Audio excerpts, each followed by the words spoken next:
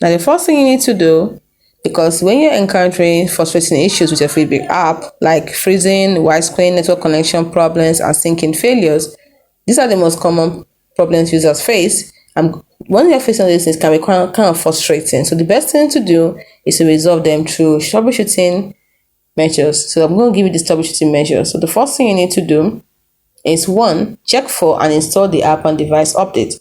So for the Fitbit app, go to Google Play Store if you're using Android device and App Store if you're using iOS device, search for Fitbit and then tap update if it's available. So app updates also contain critical bug fixes for performance and connectivity issues. Then the second step you can take is to make sure your Fitbit tracker or smartwatch has latest firmware installed. This is usually done to the Fitbit app. Once you open the app, you tap on your profile icon, select the device that's connected. As you can see, I don't have any device here listed here because I have no device connected. But if you have a device connected also, it should be listed there. So once you see the device connected, select the device and look for an update banner or option. So don't forget to keep your device charged and in your phone during the update process. Next thing you can do is you can force stop it.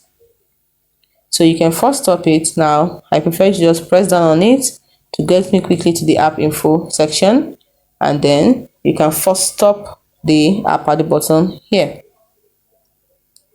Now, if you don't know how to get here, what you can do is on the device, go to settings, select apps, and then you see all the apps, and then select Fitbit, and at the bottom you see the option for force stop. It's as simple as that. For iOS device, if it has a home button, double press the home button and swipe up on the Fitbit app preview. For iPhones without the home button, swipe up from the bottom of the screen and pause in the middle, then swipe up on the Fitbit app preview. As simple as that.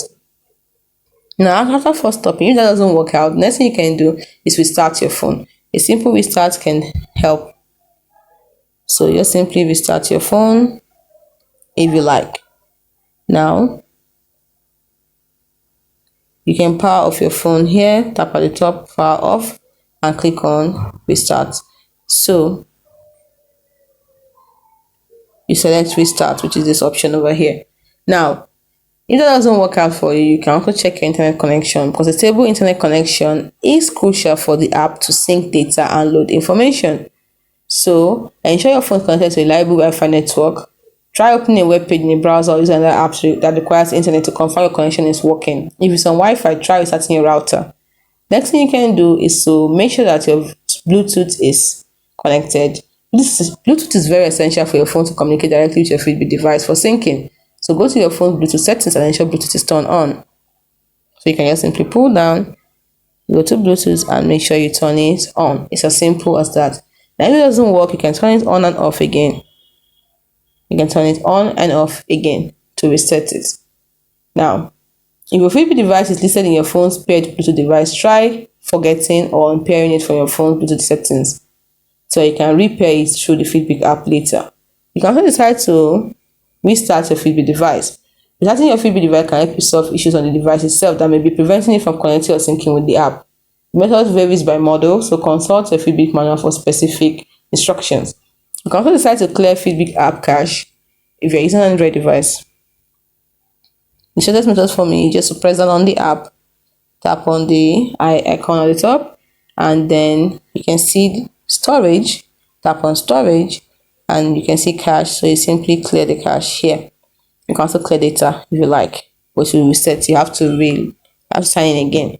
Now, if you don't have to get to this part, you can also do what? Click on settings, choose the apps option, and then you see all the apps. So click on Fitbit, tap on storage and cache, and then tap on clear cache. It's as simple as that.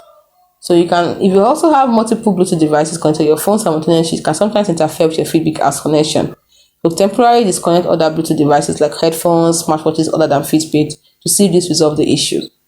Next thing you can do is to review the app permission. Ensure the Fitbit app has necessary permissions on your phone. So this is the permission. Make sure you have all necessary permission. Allow it to have access to your calendar, color, camera, contact, file, media, location, microphone, nearby device, phone, sync. So give it permission for all this by tapping on each of them and clicking on allow. So once you've done that, next thing you can do is to check your time zone, because incorrect time zone settings on your phone or Fitbit device can cause syncing errors and data inconsistency. So ensure your phone's time zone is set correctly and that your Fitbit is set to sync with your phone's time. Then if your Fitbit device is showing as connected in the app but it's not syncing, unpairing and repairing can also refresh the connection.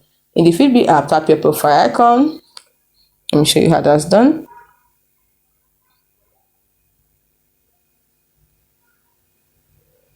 So in the Fitbit app, you tap your profile icon at the top right corner here, and once you're there, you select your device. Like I said, the device will appear here if you actually have any device that is synced. I don't have any device that is synced, that's why.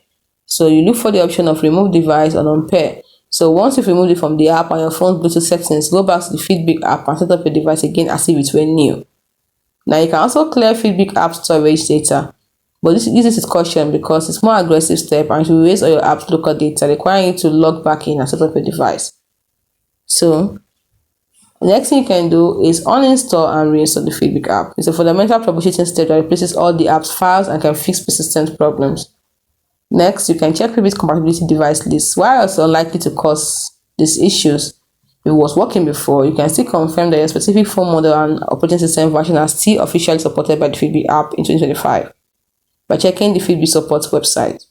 Then, you can also visit the official Fitbit community forums like community.fitbit.com to see if other users are reporting similar issues like freezing, widescreen, or sync error.